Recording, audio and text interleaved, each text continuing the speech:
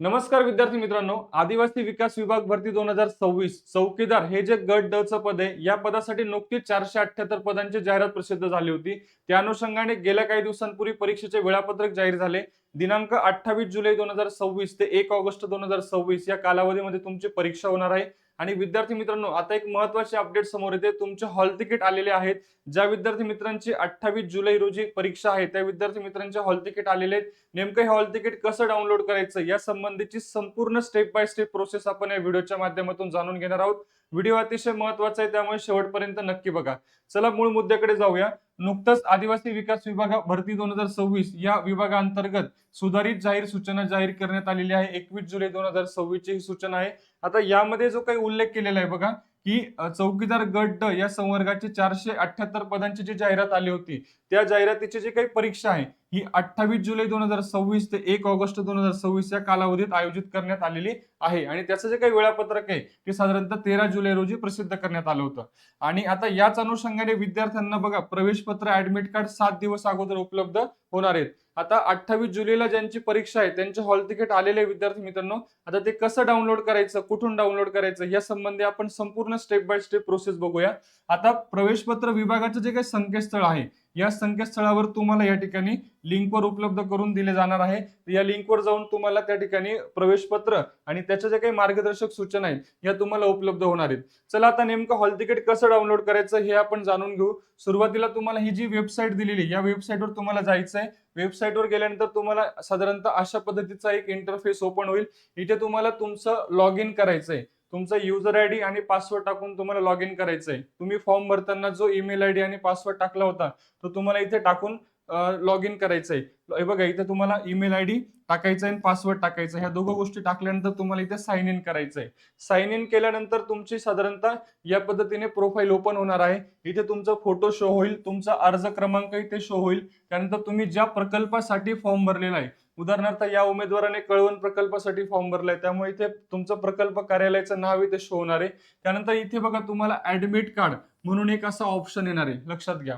Okay, मग तुम्हाला इथे ऍडमिट कार्ड वरती क्लिक करायचं. तत्पूर्वी तुम्हाला जे डाउनलोड करण्यासाठी जी काही प्रोसेस आहे ही तुम्हाला या साधारणतः 5 टप्प्यामध्ये इथे दिलेली आहे, की तुम्ही ती व्यवस्थित मराठीतून पण दिलेली आहे, इंग्रजीमधून पण दिलेली आहे. तुम्ही मराठीतून वाचून या प्रोसेसद्वारे तुम्ही डाउनलोड करू शकता. आपण डायरेक्ट प्रॅक्टिकल बघूया. तुम्हाला सुरुवातीला ऍडमिट कार्ड वरती क्लिक करायचंय.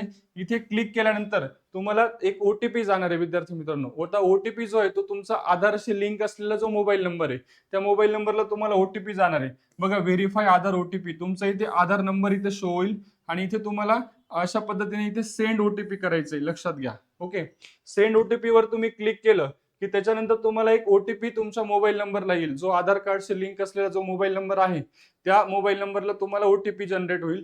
तो ओटीपी SMS द्वारे तुम्हाला प्राप्त होईल. तो ओटीपी तुम्हाला इथे टाकायचा आहे. ओके, लक्षात घ्या. आणि जर त्याचा टाइम आउट झाला तर तुम्हाला इथे रिसेंड ओटीपी सुद्धा तुम्ही करू शकता. मग जो काही XYZ ओटीपी असेल तो तुम्हाला या ठिकाणी टाकायचा आहे. तो ओटीपी टाकल्यानंतर व्हेरीफाय करायचा आहे. व्हेरीफाय ओटीपी करायचा आहे. व्हेरीफाय ओटीपी केल्यानंतर व्हेरीफायचा एक मेसेज तुम्हाला येईल. ओके, इथे की ओटीपी सक्सेसफुल झाल्याचं तुम्हाला दिसेल. ओटीपी सक्सेसफुल झाला की तुम्हाला पुन्हा एकदा बॅकला येऊन किंवा ओटीपी सक्सेसफुल झाल्यानंतर डायरेक्ट तुमचा ऍडमिट कार्ड तिथे शो होईल. तिथून तुम्ही डायरेक्ट डाउनलोड करून प्रिंट काढू शकता. किंवा तुम्ही बॅकला जरी आलात तर सक्सेसफुलचा मेसेज आल्यानंतर थोडं बॅकला यायचंय. बॅकला आल्यानंतर तुम्ही इथे पुन्हा एकदा ऍडमिट कार्ड वरती क्लिक करा. तुम्हाला तुमचं ऍडमिट कार्ड अशा पद्धतीने शो होणार आहे, लक्षात घ्या.